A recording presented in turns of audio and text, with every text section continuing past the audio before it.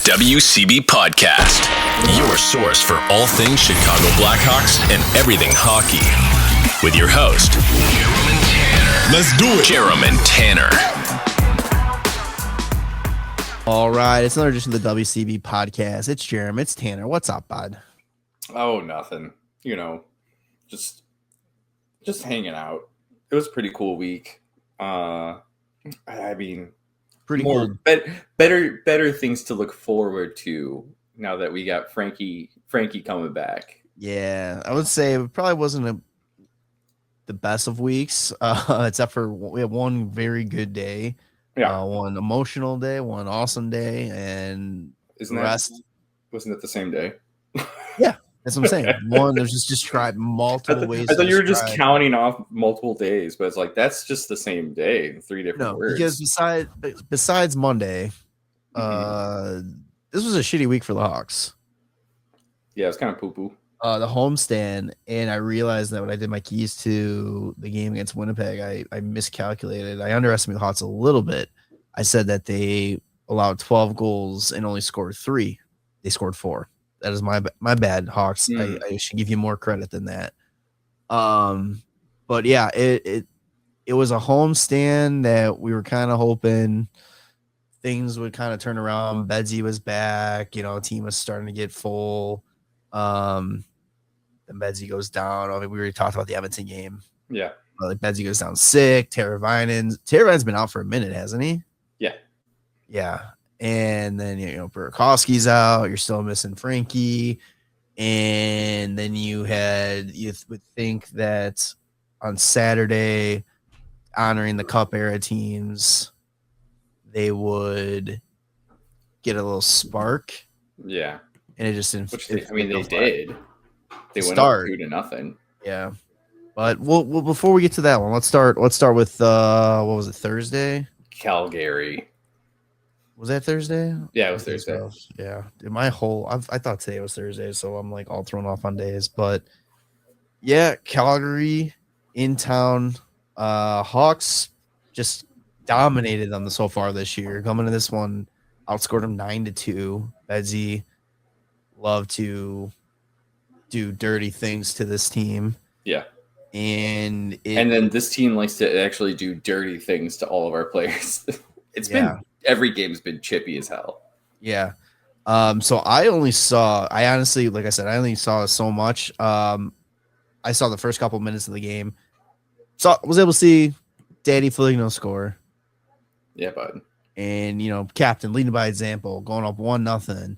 Yeah, whenever the Hawks score the first goal, I'm like, yeah, all right. Yeah, we're feeling it today because, it feels like all too often the Hawks give up, like, the first goal on the first shot. Like, just like, and they still come back in those games too. But, like, this one, it feels good to have that happen. But they didn't hold on to it long. That's another classic Hawks thing. It was 30 seconds or so? No, 40 seconds or so, 20 something. Yeah. Take a penalty, and the Calgary Flames capitalize on the power play. Yeah, it's just a loose puck in front. They just have more bodies there, and it just ends up on Sharangovich's stick, and deposits that one, just open net. And then less than 3 minutes later, Hawks on the power play. Let's get it answered back. Let's go. Backlund says no, and he scores shorthanded.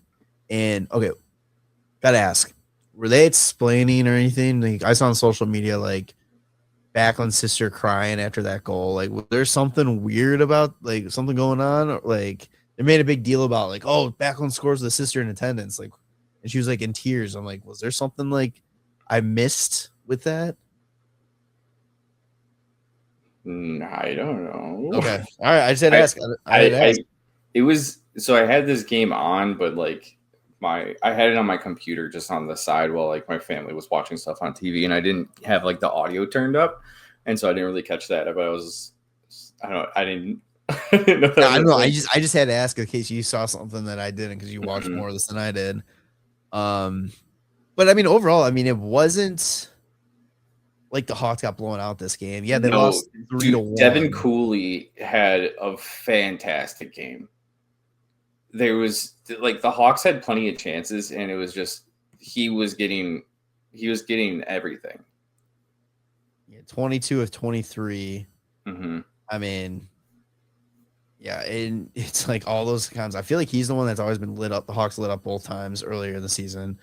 No, it was one Dustin Wolf. Wolf, yeah. All right, never mind then. I'm pretty sure it was Dustin Wolf. Yeah, I'm checking right now. I'm I probably misremembered. Yeah, the first one was Wolf. The second was Wolf too. I know Okay, that for never sure. mind. That's the one where Bedsy, like the game was tied and Bedsy just absolutely rips one, That's just like right, top yeah. shelf. And I was like, oh my god, he fucking hates this team. I love So it was definitely a goalie game. Hawks ended up losing this one 3-1. One was an empty net goal. I think there was a few chances that the Hawks just also couldn't capitalize on. You know, it was tough. It was a mix of both Devin Cooley playing really well and the Hawks just being unable to finish chances. They're just snake bitten offensively. Yeah, which sucks because it feels like when that happens, it's everyone, right? It's not like like Frankie goes on like a 17 game like goalless streak, right? But like the Hawks are still winning games because they get depth scoring and Bedsy's still doing his thing. But like in times like this where it's like, okay, we are struggling to score a goal. Who's going to come up big? Everybody's snake bitten. It's just like, fuck. You gotta wonder if Bedsy's still not 100%, so it's not like you can really be like, all right, Connor, go do your thing. And well, he's not, right? Because he's still not taking face-offs. Like they have him avoiding the face-off dot for right now. But then it's like as soon as the face-off's taken, then he switches to the center role. You know, that's fine. Which, you know what? Which I always thought was like, why not just do that regularly? If like his face-offs are such a big problem, like you don't have to be in the center position after the face-off occurs. Like you can switch. All the bad that's happened to this team because of Connor Bedard getting hurt could avoid if you just did that from the get-go. Sure. Yeah, why not? I'm so salty about that. He should have been the shot man, not the fucking face-off guy. Yeah. But Hawks lose this one 3-1. Spencer and I played pretty well.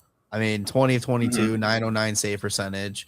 I mean, he did everything in his power to keep the team in it and give them every opportunity to win. If they get a second goal, that game goes to OT. Like we're right there.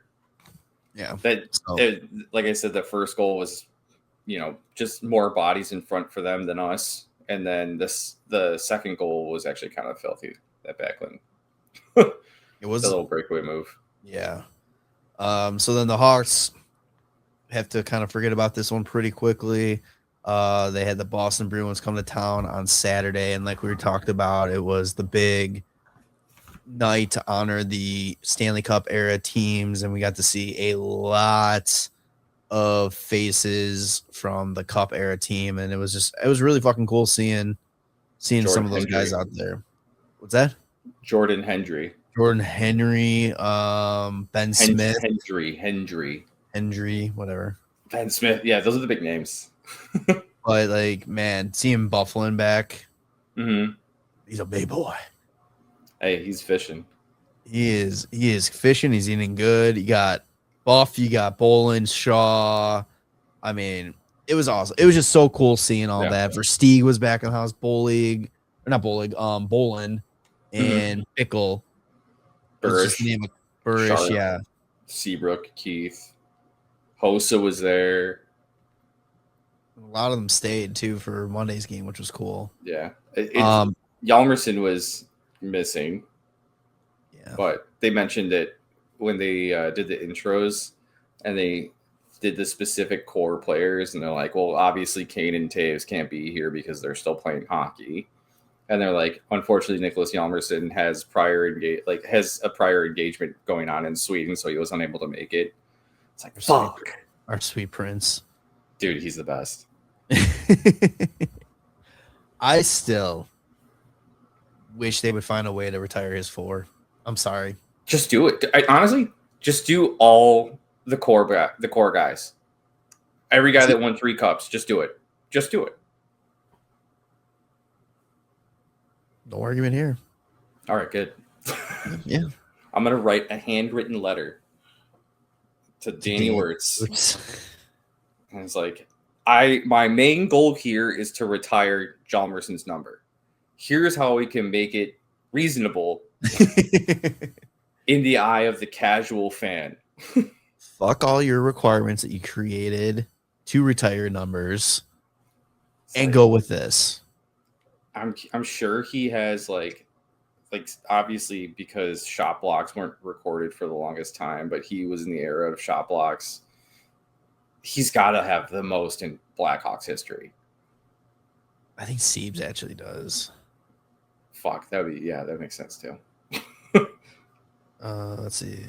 But I mean, like, most clutch shot blocks? Oh, no, it's 100% Hjalmarsson. Yeah. The thing is, Siebes might have the most shot blocks, but Hjalmarsson was always the best defensive player. Oh, yeah. Like, it was very rare to see. That's why PK1 was Hjalmarsson and Oduya. It wasn't Seabrook. Yeah. Let's see. Seabrook was so fucking good, too. Man. Such a good defensive core we had there. Anyway, them boys. Duncan Keith has 2010, but not all of them obviously were with Chicago. Siebes 1998.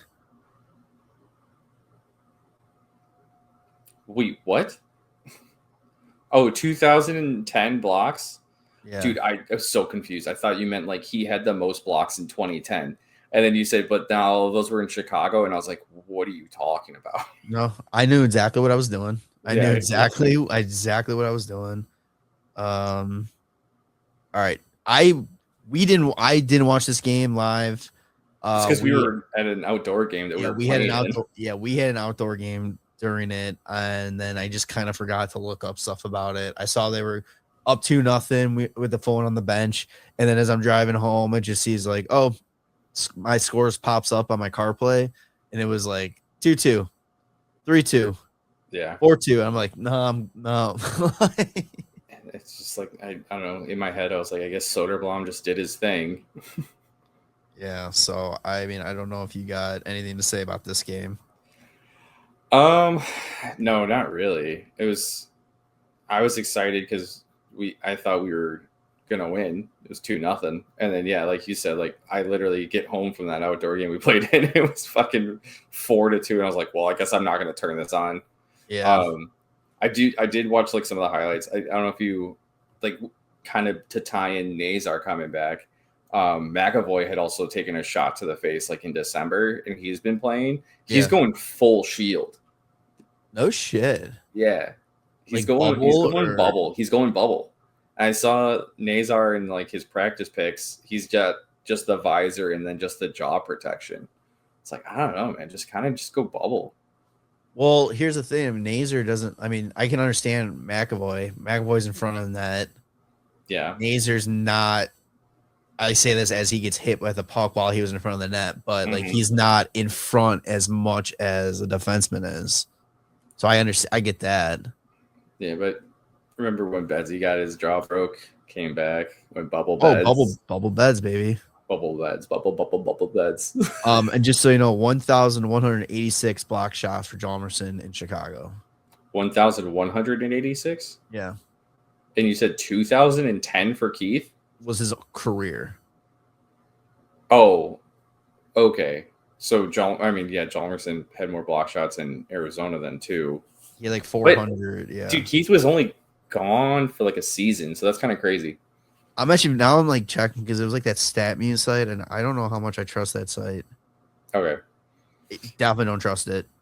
One of the other things that I took away from this game when I was watching highlights, apparently it was Mason Lohrei's birthday, and he fucking scored twice. It was a sibling trip too. I feel like the Hawks get these like sibling and parent trips in the United Center, and they have some like insane like roster or lineup like read by like a father or a sibling. I think it was sister this game, and then they just come out and then just dick kick us. Like it's just fucking annoying, man.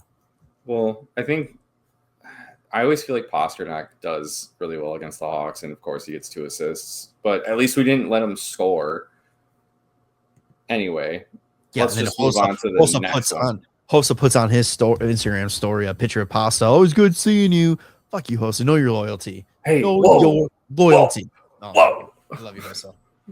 I like pasta too, so yeah, okay. Dude, he's good. Yeah, just wishing to dress all Euro freaky to games, but then comes Monday, which is the main event of probably the game of the season, the Circle, I think. Oh yeah. It's the return of the captain, Jonathan Toews. We're all interested to see if he was going to make it to this game, this late in the season, and how he was going to develop it. Dude, I love that you call it this late into the season when it's like halfway.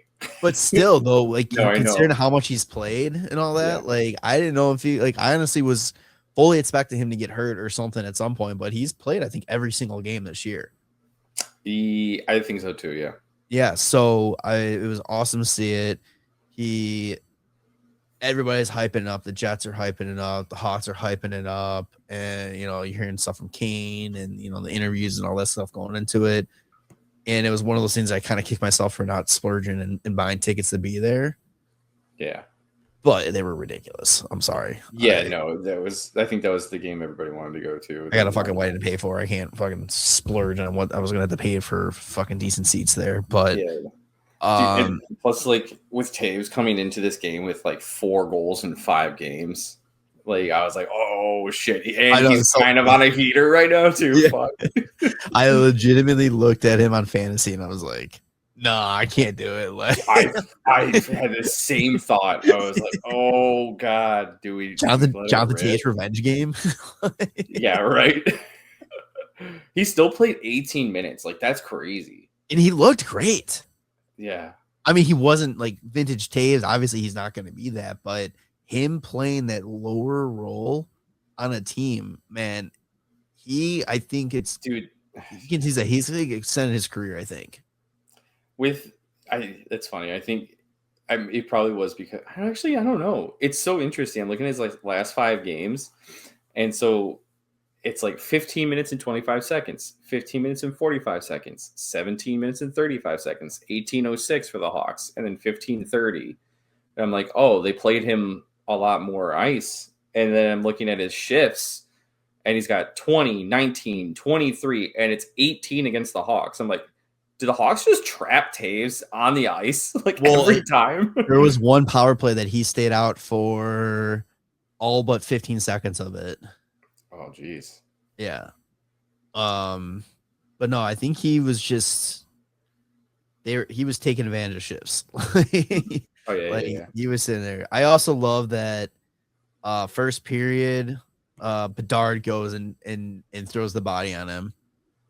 Dude, that's literally on the game summary. It's the photo. Yeah. Of like the game recap is like Bedsy fucking looking right at his chest like he's gonna drive through him. Dude, I mean he didn't move him very much, but he threw the body. It's like I love it. Bedsy went after Kane.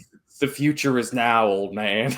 He went after Kane when he first came back to Chicago, and then he went after Toews. Like, I love it. Fucking feed me feisty Bedsy. Yeah, this is my team.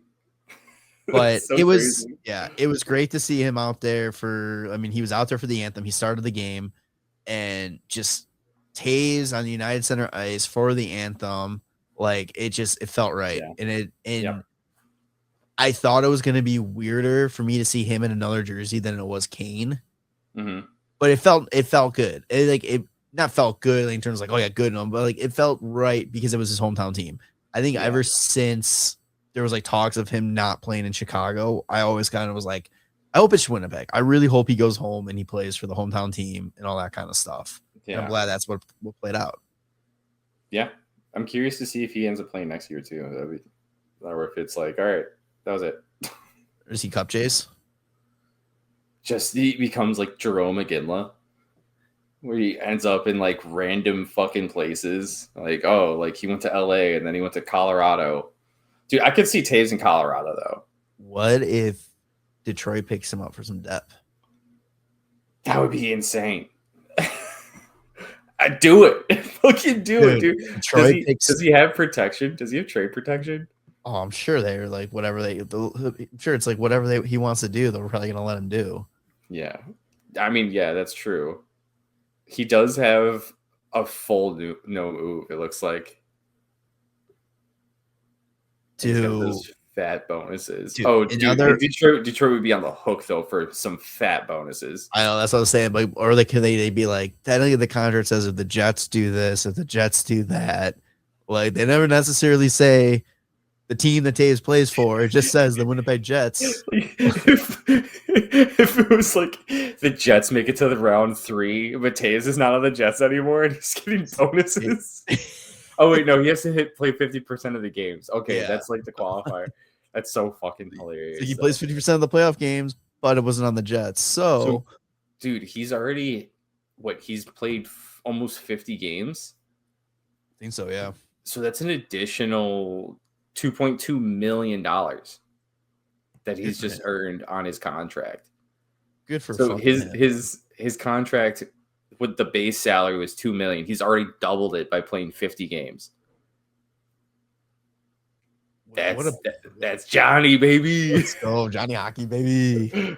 Not Johnny Hockey. I know. I said it. I felt bad. I immediately regret it. I was like, why did I say that? But no. So going back to like the hypothetical trade in Detroit, there's also like talks about Panarin potentially like Detroit. Dude, can you imagine DeBrincat, Panarin, Kane, and Toews? Like, what a fucking love drama there. I was gonna say it was already the triangle with DeBrincat, Kane, and Panarin, and then all of a sudden Tarasenko's a part of it, and then now he's in Minnesota. But like, if you bring Panarin and just bring in Tarasenko too, and just have like one big fucking weird orgy with the 4 of them.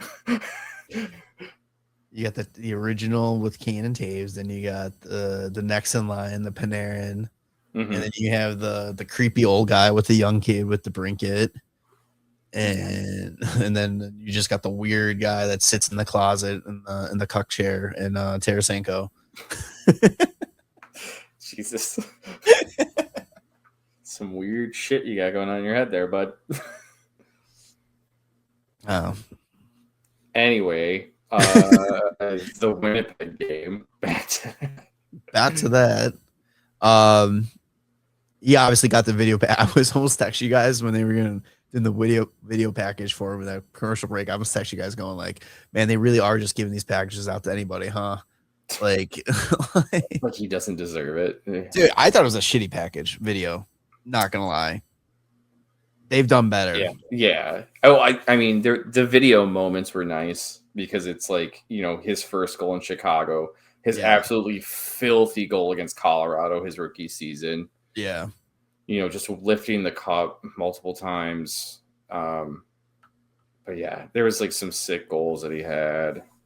I feel like his might be a little bit more difficult because so much. No, because he was just so good and well-rounded versus like a Kane highlight package, because Kane had so many legitimate highlights where there was just like, how the fuck did he do that? Well, where Toews is just like, I'm going to stand in front, I'll put the fucking puck in, and then I'm just going to be like, fuck yeah, dude. So this is why I'll disagree with you on that. Jalmerson didn't have so many crazy highlights, but when they honored him that one night, a couple seasons ago, dude, it was the best video package I've ever seen. Dude, if you had on the Blackhawks YouTube, they had a video for the banner years, and they were going over this core players, and they did a highlight package for each player. And it was really funny because in the Jalmerson portion of the highlights, they showed his no goal against Detroit. Yeah. They're like, how filthy is this goal that never counted? Fucking sod, man. Yeah, it was just unfortunate, but yeah.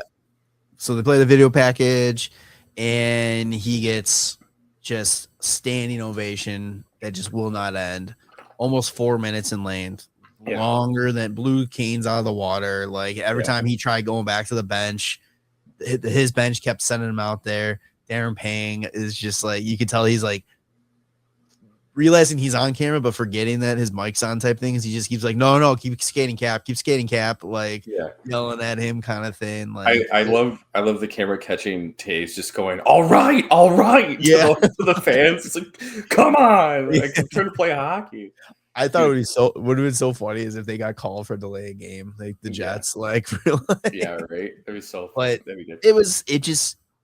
it meant like it was crazy like how like emotional it actually was for me because it was like Toews was like out of that like core, Toews was my guy.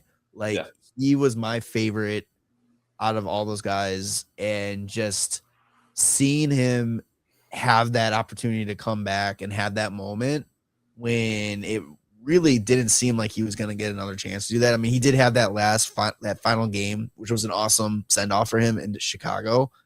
But there's something about him now coming back, getting that moment, and being able to go out on his terms and not be forced to retire. You know what I'm saying? Yeah.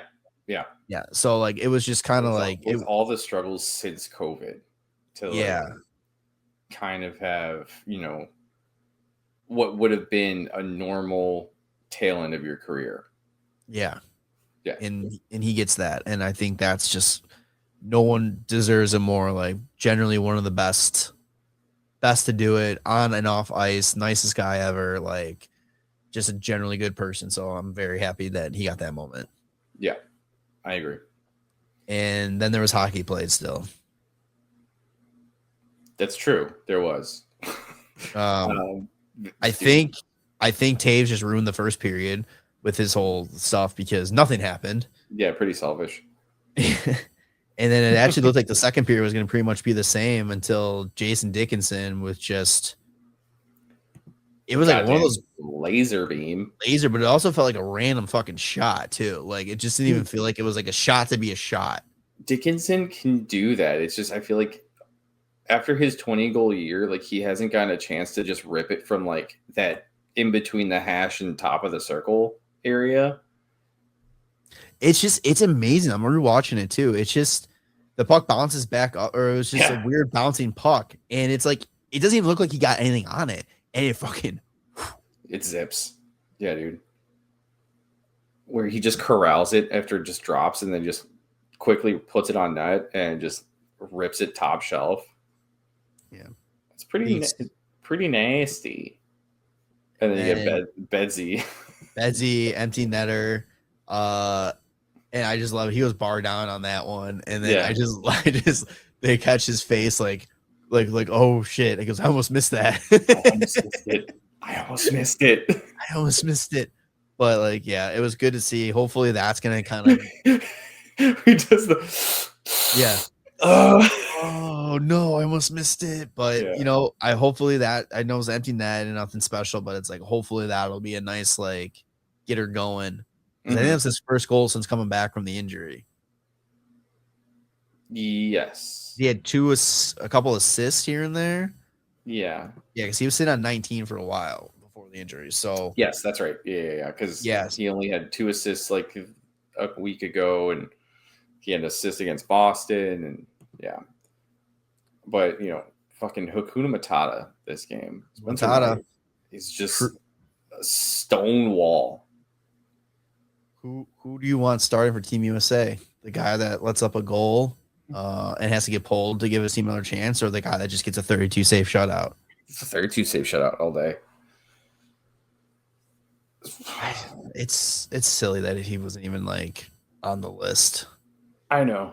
I think it's only because of how fresh he is as a starter. Yeah. Even though he's been incredible, but I think this, I was going to say this time next Olympics, which is 4 years from now, I think there's going to be a lot more like, oh, Spencer Knight should be the guy. If he keeps it up, he'll be 28, 29 by the time that comes around. No, 28 because his birthday's in April, yeah. Yeah, he'll be good for like the next 2 Olympics. Yeah. And I think he should get really strong consideration for that too. Dude, I forget how fucking young he is every time. Yeah. I was thinking it's like 26, 27, and then I look and it's like 24. It's like, fuck. Yeah, dude. Dude, we're fucking old, man. Oh, I was gonna say like we're set up for a long while. Oh no, yeah, we're set up. Me and you personally are fucking old. Yeah, thanks, bud. So, so I think one of the other nice things about this game that I noticed too is the Hawks face-off percentage, because I feel like every time we've played Winnipeg in the recent past, the Hawks have been absolutely shat on at the face-off dot. Yeah. And in this game, you know, you got Oliver Moore with 57% at the dot. You got Jason Dickinson at 67% at the dot. Nick Foligno at 60% at the dot. Ryan Green at 60% at the dot. Also, Ryan Green went 6 for 9 against Jonathan Toews. He got 67% against Toews. It's like, Toews is still fucking really good at the draw, man. yes, he is. But yeah, dude, it was good to see that the face-offs are coming along. You know, Pekka's doing great. Yeah, that's all that matters there. So, Hawks finished this week, our recording week 1 and 2. Coming up, they have 3 games in 4 days, and it's not an easy, couple games coming up. They're in Carolina tomorrow or tonight when you're listening to this. Then they got Tampa on Friday, in Chicago, and then the Florida Panthers come to town on Sunday. So that is going to be no Seth Jones. No Seth Jones, though. Oh, no. Shame. Sad. Please stop. It's replaced. And real quick, because Seth Jones is not going to be there, he's also not going to be in the Olympics. Fireworks start shooting off everywhere. But yeah. I wish I remember which one was the on the soundboard here. So it looks like they're doing. I was just checking this out too, but they're doing a giveaway for the 2 games that are coming up against the Florida teams. What? I don't know what this one is. It just says Friday Night Hockey. Oh, Friday Night Hockey hat against the Lightning. And then they're doing a Hockey Fights Cancer beanie against the Panthers. Oh, yeah, that actually looked really sick. Yeah. It was like the black and purple one, yeah. Yeah, that'd be cool to get. So let's do, you want to do 3 stars of the week? Oh, yeah, for sure. I don't have the stats pulled up. All right, so we had 3 players with 2 points. Nick Foligno. What did you say? Vlasic. Yep, 2 assists.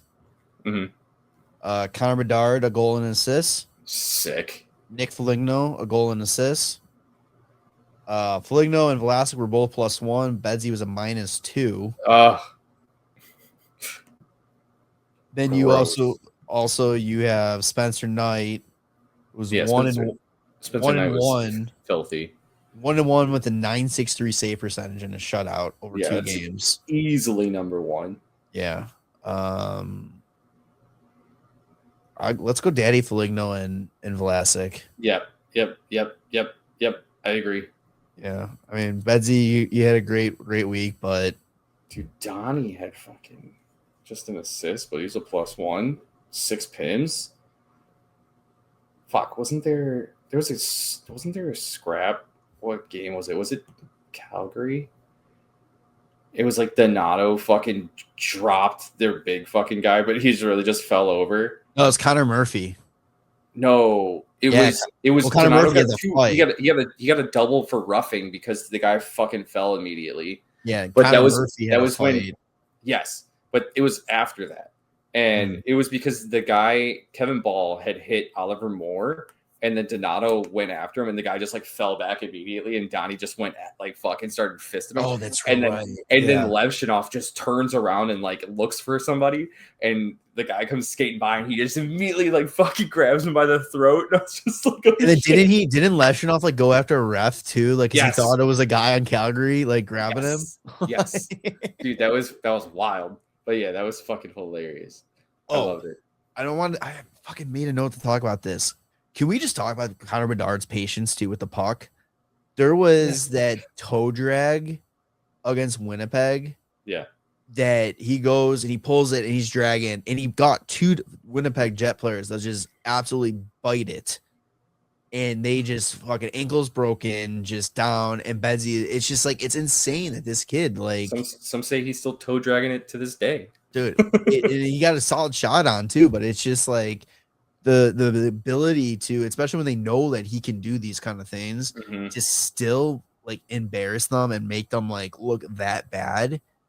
It's just insane, like his hockey IQ out there. I just want to note that, because that play was fucking that was nuts. Yeah, that's like one of those subtle things that, like, if the puck doesn't go in, you don't get to see the highlight, but when you see it in real time, you're like, what the fuck was that? Yeah. Like, that's crazy. And look, a lot of people on Twitter, I know, were like sharing it, like add this to the annual, like, what the fuck is Connor Bedard doing type of thing. Like, how does he do that? Like, yeah. Semi-pro, people just can't go flying in the air, Jackie, like that kind of shit. Like, but so fucking good. All right, so let's move on to let's talk to some trade deadline stuff, because trades are starting to happen, and a lot of teams are trying to get some moves done before the roster freeze for the Olympic breaks. When this comes out, there's 43 days until the trade deadline. Frank Cervelli talked about the Hawks. It's looking like they're getting a lot of calls on Jason Dickinson and Connor Murphy. So it's more than likely they're going to be dealt. And Frank Cervelli is even saying that it sounds like the Hawks are looking for a second and a prospect for Dickinson. Okay. I think if you can get that, you take it and run. Yeah. Because Dickinson I think he's a really good and very valuable, like, defensive center. Oh, yeah. Absolutely will solidify anybody's third or fourth line. He was used to match up against Scheifele in the top line for the Jets all game on Monday. Like, wasn't he matched up against McDavid too? I think so, yeah. So it's like he's trusted, and that's huge for a playoff. This is one of my favorite things about, like, the Puckpedia is, like, you go to the guy, like, go to Jason Dickinson, it's depth chart like C3, and then you can, like, hover over that and see all the other third line centers in the league, and it's just, I'm looking at them and, like, I would take Jason Dickinson over a majority of these guys, like probably like 85% of these guys all day. And second in a prospect. That makes sense. I'm sure the Hawks will have to retain, which, whatever, no big deal, because it's only 1 for year. the rest of the year, and they have 13.4 two slots available for retaining. Yeah, they have like $13 million in. Let's see, retain. Because I mean, they're retaining on Seth Jones, and that's it. Mm-hmm. Yeah, and you have 3 slots, so they have 2 to retain. And so if they're going to move Dickinson and if they're going to move Connor Murphy, they can retain on both of those and be completely fine. And that makes it easier to get better draft picks. What are they looking for Murphy? From what I saw, it didn't say anything what specifically him. It was just like Dickinson was like the only one. Like, it literally said like Jason Dickinson in parentheses, second in a prospect, and then Connor Murphy. But you have to imagine it's got to be something similar. Yeah. Like, I mean, it's got to be picks or like a forward prospect. I kind of feel like they're not going to take on too many defense right now, since, I mean, they're trading away defensemen now with Nolan Allen going out and stuff like that. Yeah, I mean, unless you're getting, somebody who's more of a long-term prospect. Still a junior guy, eligibility, not actually signed type of thing. Yeah, right? Somebody that, like, probably is going to need like 5 years or so. And, like, you could, if you're getting a second and maybe like a guy that could possibly get there, not going to be a A-level prospect, but like maybe somebody that could blossom if they, get the right kind of coaching and, pathway shown to them. Yeah. Yeah. So, I mean, those are the 2 things going out there. And now I kind of proposed this on our Instagram, and I wanted to talk about with you that we've said numerous times, it's not like the Hawks need to make a move, but it's not necessarily in season type of move. But there are names coming out that potentially could become available that maybe if the Hawks are going to really consider them being a part of the team, they might have to pull the trigger in season. Is there anybody what type of player or who do you think you would be like, okay, let's go out and make a trade in season for this type of player now? No one. No one. There's No. there's not a single player that comes up because I mean one name that has been thrown out there again, and we had interest in him before. Jason Robertson. Yes. Yeah. There sounds like Dallas is still very iffy on him for what he's going to demand in return or for a contract extension. I would rather try and get a Jason Robertson at the end of the year than right now. What's he making? Or 775.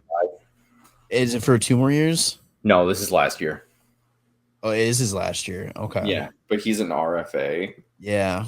So that's different. Okay, so that is different. I thought he had 1 more year after this one. Okay. I think his qualifying offer is like 9.3 because it's based off of like his highest base salary, which I'm pretty sure that's what it is. That's the whole reason why like DeBrinket's RFA like qualifying offer was gonna be like 9 million, even though at the time his cap hit was only 6. But it was because his like last year base salary was like was 9. So like that's why the qualifying offer could only start there. So I think for Jason Robertson, it's like it starts at 9.3. And I mean, I'd happily fucking take Jason Robertson for anything over 9.3 that's under like 13. So looking at cap wages, they have like projected, next salary. Okay. I don't know how much you could buy or like what exactly they do it, but they have him 8 by like 11.5. Oh, okay. Yeah. I'd pull that trigger easily. I don't think that's what he signs for. No, I don't think so either. But yeah, so like that's the type of, I mean, that's one I brought him up because I honestly thought he had 1 more year. So that's on me. That's my bad. Yeah, but it's like they're trying to acquire, like if this is a move you make where you can do like Jason Dickinson, Connor Murphy, plus some sort of prospects that like are maybe on the cusp of making the roster too, that can help Dallas in the next few years. If they're really looking to move Jason Robertson, I just don't see a package that the Hawks would be able to put together that's valuable enough for them to move on from Jason Robertson. What about Florida's one? Well, I don't think they give a shit about firsts. Yeah. Okay. Unless like you make that trade with them and they are interested in those picks in order to flip them for other players. Like that's always a possibility. You take a Florida first or you take a Chicago first and you flip it with another team that's at the bottom, like I don't know, fucking Vancouver or some shit for whoever the fuck they got. I don't know. Yeah, because I'm looking at their roster, man. They're gonna have some decisions to make. Maybe not as much, but flip it for a Steven Stamkos. Dude, that's another. Yeah, those are names that are out there, man. Stamkos' name's out there. Marshall's out there. I hope we're on the same page here, but I'm still gonna ask you. No, I absolutely want them here. Artemi Panarin. Yeah, dude, absolutely. Bring him back. Seriously? Yeah, why not? In the offseason, bring him back. I don't even think it doesn't sound like he's gonna sign like a team friendly deal, and I think he's gonna want to go somewhere to win. Okay. I don't see the benefit of bringing a Panarin in. I mean, it would just, the thing that everybody's always complaining about. It gives Bedard a legitimate first line winger. Yeah, I guess it just would really depend on the price tag. If it's like a 2-year deal at like 12.5. I think too, really gotta see what Bedard's signing for. Yeah. I think Bedard's gonna sign for like 12.5, 13. By 8? or 7 or whatever the max is now. It's gonna be 8 until I think September is when it moves to 7. But I don't know. It's also tough because with the players now too, like they know the cap's going up so much, so they might not want to do that long-term deal. You should do the Cantays 6-year. Yeah, but also the guys that are the pillar of like your franchise, those guys, you pay them the most, and then they tend to be like okay with like the long-term deal, so they don't have to worry about it for a long time. Put your money where your mouth is there, Bedsy. You talk about how you never want to leave Chicago and you want to be here long term. Sign that long term 8-year deal. Yeah, Max deal. like it's literally you can sign for 8, he only signs for 7, and then people are like, oh, he's gonna want out at 3 or 7. He doesn't want here. He doesn't want here. Shut the fuck up. So, yeah, I mean, I don't expect the Hawks to be active in the trade deadline in terms of addition. Yeah. But I was just curious because, like, I mean, we know that this team's going to have to improve via trade. Maybe. Because even when, I mean, they could just trade away some guys and create roster spots, and, Roman Kansaroff and Anton Frundell are going to be coming.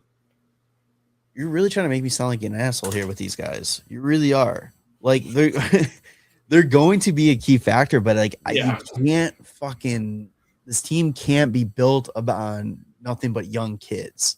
They have to go out there and get somebody. That's why they're still going to have Nick Foligno to the end of the year. They're going to have Ryan Donato, and that's all you need. I'm talking about next season, though. I'm talking about Tyler Bertuzzi, Tara Revino still be here. Burakovsky will still be here. Tanner's saying Bertuzzi. I'm just looking at guys that have like extra years on their contract after this year that are over the age of 22. Yeah, I'm still not sold, man. Like I know these kids are, if they play the way they've been playing, and we're gonna find out in your farm report and all that. Like if they hit like that, it's awesome. But until they get to that point, there still needs to be another solid vet or two added to this team to take it to the next level, because I think this team's gotta show improvement next year. Like there has to be, like, I know we've shown improvement this year, but there has to be standing improvement next year. Okay. I was gonna say, like, the team has been improving. No, yeah, no, I know. But I mean, like, there needs to be a show, like, okay, we've been improving, but we're still bottom 5. You know what I'm saying? Like, that's not like the Hawks aren't like bad bottom 5. It's like the league is actually just really good as a whole. No, I understand, but I'm just saying, like, there needs to be some sort of like climbing up the standings. I think next year. Yes, it shouldn't be a foregone conclusion that they're going to be a lottery pick, is what I'm saying. Yeah, I mean, I don't think they would have been, or I don't think they should have been a lottery pick this year so far. But we, had injury problems and things happen and shit sucks. Sorry, was built with better veterans. Maybe we wouldn't be. I don't think that's how that works, but okay. Get better veterans to step up for Bedsy going down. Just got to get better backup goalie. Just gotta, get the defense just more experience. Everything's gonna be fine. Everything's gonna be fine. Yeah, everything's gonna be actually more than fine. And like that's the thing that's gonna be so nice is when it all comes together in the next like 2 years or 3 years, and all of a sudden everybody's like, "God damn it, dude! Like the Hawks are so good, and their average age is like 13 years old." I mean, it's coming. It is coming. I just, like I said, I wholeheartedly believe in the process, and I believe in the prospects that are coming in. I'm just, you look at the Cup teams, man. We say it all the time. They don't compare, but it's hard not to. Like, I don't see our Hossa within the organization. You know what I mean? Like, I feel like there's got to be our Hossa. You find that player to add to this team that really like just the cherry on top of the roster and just go. That's essentially what I'm saying. Yeah. It's all right. You can't tell the future, but I'm sure something will happen. So, all right, let's wrap this up with the farm report. So Okay. so you can sell the future. Hey, have you seen this future? This future's looking so goddamn good. I'll tell you what. I'm just looking at the kids. The kids are doing great. Nathan Bem. I always just start at like the top of like the total points list for like the Hawks prospects, and Nathan Bem's constantly been up there. His kid's got 57 points in 41 games over in the dub. Although I don't think he had any points this past week. He didn't. But he did have 12 penalty minutes in his most recent game. So maybe he's got a little bit of mean in him. Jack Pridham, he's got 53 points in 41 games playing over in Kitchener. In his last like couple of games, he's got a Hattie, and he's got 5 points in the last 2 games, which is pretty sick. Merrick Vanacker, he's doing pretty goddamn good. 51 points in 36 games. He's still got 30 goals. He's fallen off of his goal per game, but you're trying to tell me the future's good, and this kid is just falling off. He's got 5 points in his last 3 games. All these guys got mad points in their last few games. I think Kansaroff he's actually got no points in his last couple of games. Looking down the list a little bit, Vaslav Nestrashil has still got 22 points in 22 games. Kevin Korchinski, AHL All-Star. He has 20 points in his 36 games in the AHL. Spelisi's got 19 and 33. Anton Frondel, he's got 12 goals, 6 assists in 28 games. I'm trying to see like what he's got like in his recent games. So it took like a minute for him to get back with his team after he started playing on the 10th. He had a goal and assist, and then his last 2 games he's got just 1 goal. But I mean, his team has scored 2 goals in the last 2 games, and he's got half of those goals. So hey, what's up? What other prospects have 50% of their team's goals in the last 2 games? Let's see. Sasha Boisvert got into a fucking fight at Boston in college, which is an automatic suspension. And then I think that he got an additional 2 games. I know. I think it was 2 total. Oh, I thought it was 1 and then an additional 2. Maybe I saw 2, so I don't know if it was 1. Maybe you're right. Maybe I was just seeing that it was automatic suspension, and then they decided it was 2 games. Yeah, because there was talks about like last time like the players fought, they got suspended for the year, but then reading more into it is the reason that happened was because those guys left the penalty box prematurely to fight. Oh, that makes sense. Yeah, you can't do that. That'll do it. That'll do it. Sam Renzel, he's doing pretty good in Rockford. I'm assuming that he gets the call up as soon as Murphy gets moved. But he's got an assist in his most recent game in Rockford. They had a little 6-5 shootout win against the Wolves. Mason West, he's got more points now because he was stuck at 5 for a little bit, but he's got 4 goals, 4 assists in 12 games. Yeah, he's got the goal and an assist his last game, and he's got an assist the game before that. Ooh. After one of his games, the Fargo Force tweeted like, "Hey Blackhawks, this kid's pretty good, huh?" Oh, did they really? Yeah, that's amazing. I can't wait till he's gonna be at Michigan State next year, so that'll be really good. I'm curious again. I think I might have said this before, but I wonder if Porter Martone will still be there when he's there.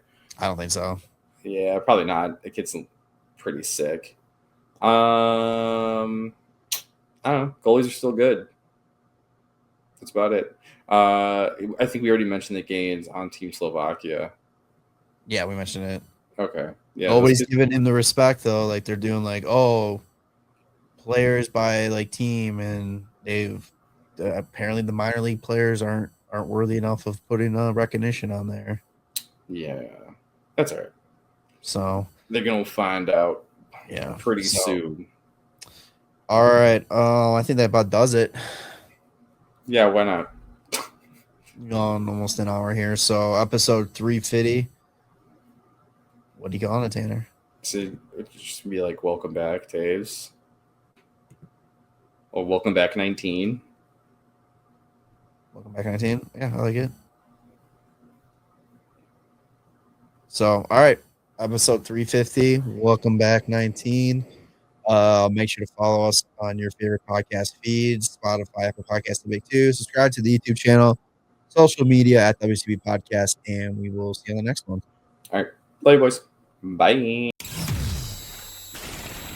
Thanks for listening to the WCB Podcast. Be sure to subscribe wherever you heard this podcast. To connect with Jarom and Tanner, check out the boys at WCB Podcast on all social media. We'll see you next time.